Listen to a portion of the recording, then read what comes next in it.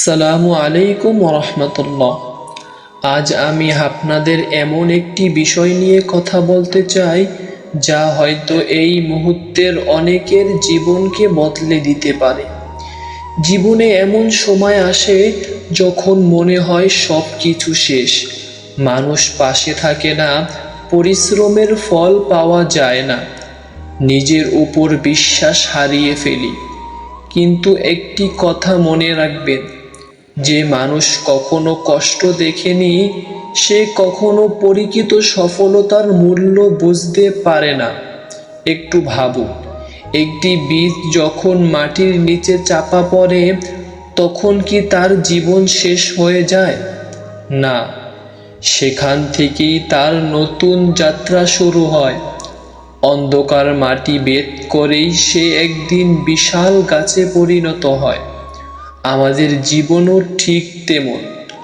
আজ আপনি হয়তো কষ্টে আছেন, কিন্তু এই কষ্ট আপনাকে আরো শক্তিশালী করে তুলছে। অনেকেই ব্যর্থ হওয়ার পর চেষ্টা ছেড়ে দেয়, কিন্তু ইতিহাস সাক্ষী, যারা শেষ পর্যন্ত হাল ছাড়েনি তারাই একদিন পৃথিবীকে দেখিয়েছে অসম্ভবও সম্ভব। তাই ব্যর্থতাকে ভয় পাবেন না, ভয় পাবেন চেষ্টা না করাকে। সব সময় মনে রাখবেন, আল্লাহ কখনো অকারণে কাউকে কষ্ট দেন না। প্রতিটি পরীক্ষার পেছনেই থাকে একটি সুন্দর শিক্ষা এবং আরো ভালো ভবিষ্যতের প্রস্তুতি। তাই দুঃখে ধৈর্য ধরুন, নামাজ পড়ুন, দোয়া করুন, নিজের কাজ চালিয়ে যান, কারণ ধৈর্যের ফল সবসময় সুন্দর হয়। আরেকটি বিষয়, নিজেকে কখনো অন্যের সঙ্গে তুলনা করবেন না, কারণ প্রত্যেক মানুষের যাত্রা আলাদা। কেউ আগে সফল হয়, কেউ পরে, কিন্তু যারা থেমে যায় তারাই সত্যিকারের হেরে যায়। আপনি যদি প্রতিদিন মাত্র এক ধাপ করেও এগিয়ে যান, তাহলে এক বছর পরে আপনি আগের চেয়ে অনেক দূরে পৌঁছে যাবেন। সফল মানুষদের একটি অভ্যাস আছে, তারা অভিযোগ কম করে, কাজ বেশি করে।